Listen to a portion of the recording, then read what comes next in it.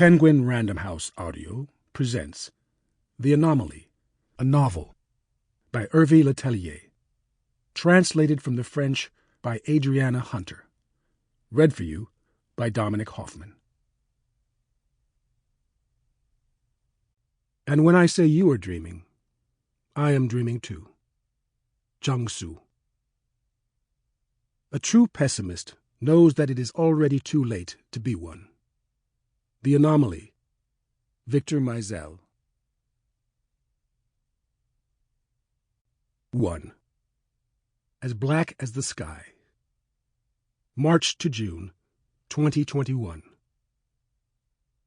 There is something admirable that always surpasses knowledge, intelligence, and even genius, and that is incomprehension.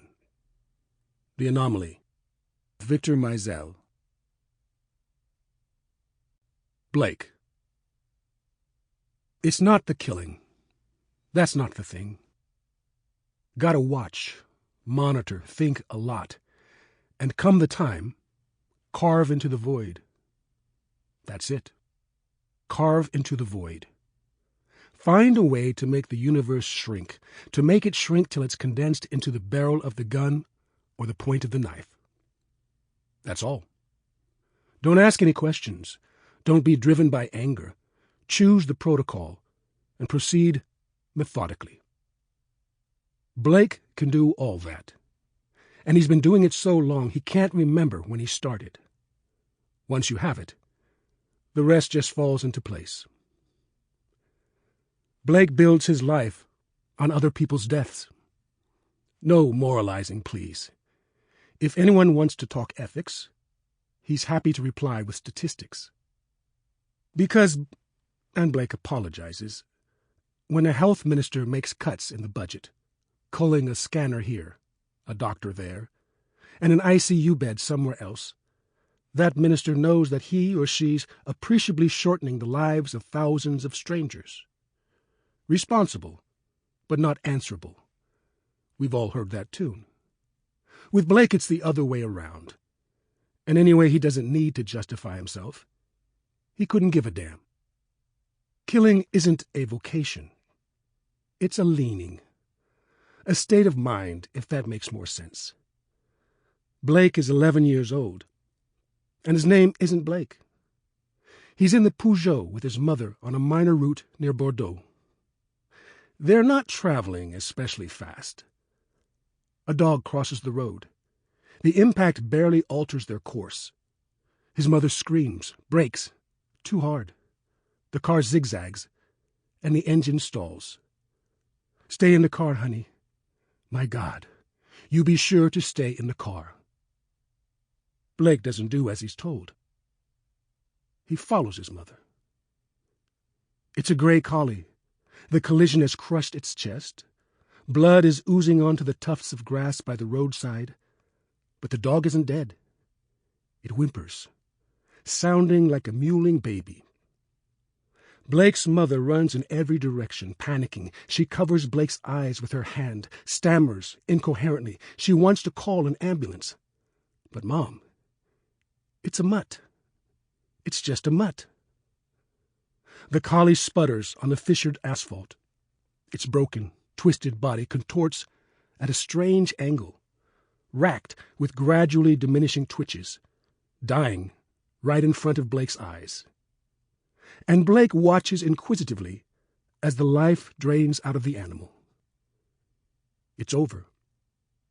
The boy puts on a cursory show of sadness, well, what he imagines sadness is, to avoid disconcerting his mother. But he feels nothing.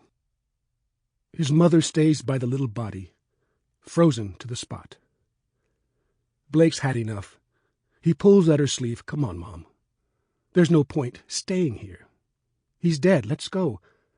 I'm going to be late for the game. Killing is also about skill.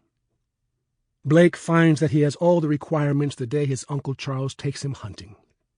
3 shots, 3 hares. A kind of gift. He aims swiftly and accurately. He can adapt to the crummiest old rifles, the most misaligned shotguns. Girls drag him to fairgrounds.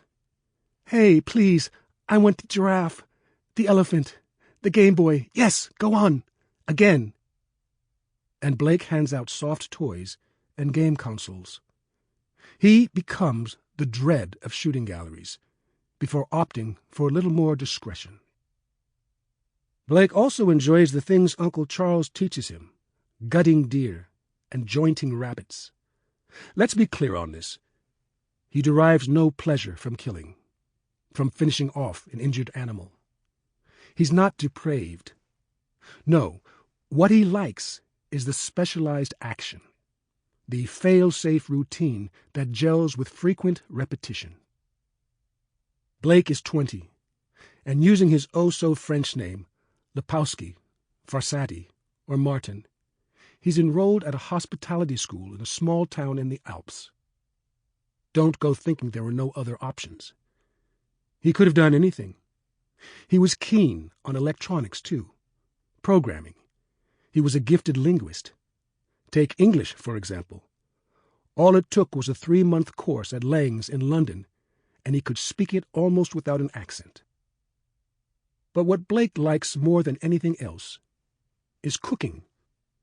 Because of those idle moments spent writing a recipe, the time that trickles slowly by, even in the feverish activity of a kitchen, and the long, unhurried seconds spent watching butter melt in the pan, white onions reduce, a soufflé rise. He likes the smells and the spices, enjoys arranging combinations of colors and flavors on a plate. He could have been the most brilliant student at hotel school, but seriously, fuck. Lepowski or Farsadi or Martin? If only you could show some courtesy to the clientele. It wouldn't do any harm. This is a service industry. Service. Do you understand? Lepowski or Farsadi or Martin?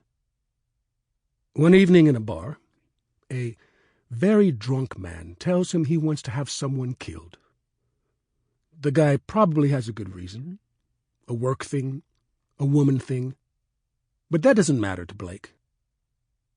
"Would you do it? Would you, for money?"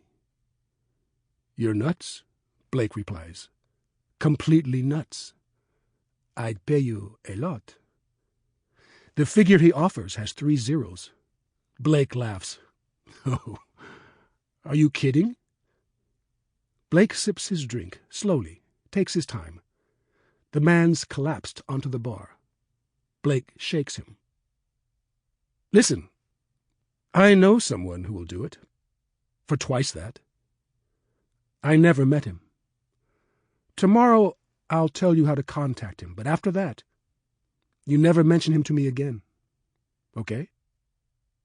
And that night, Blake invents Blake, for William Blake, whom he read after having seen the film Red Dragon with Anthony Hopkins, and because he likes one of the poems.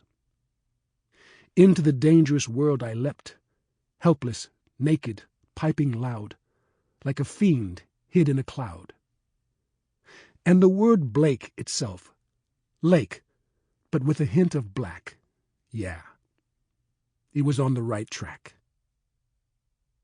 The next day, a North American service provider registers the email address of one Blake.Mick.22, set up in an internet cafe in Geneva. Blake pays cash to a stranger for a second-hand laptop, buys an old Nokia and a prepaid card, a camera, and a telephoto lens. Once he has his equipment, the apprentice chef gives the guy from the bar the contact details for this Blake. But there's no guarantee the address is still valid. And he waits. 3 days later, the man sends Blake a convoluted message that makes it clear he's being cautious. Questioning, looking for the chink in the armor. Sometimes leaving a couple of days between messages. Blake refers to the target, to logistics and delivery times, and his precautions succeed in reassuring the man. They reach an agreement. and Blake asks for half the fee in advance. Sample complete. Ready to continue?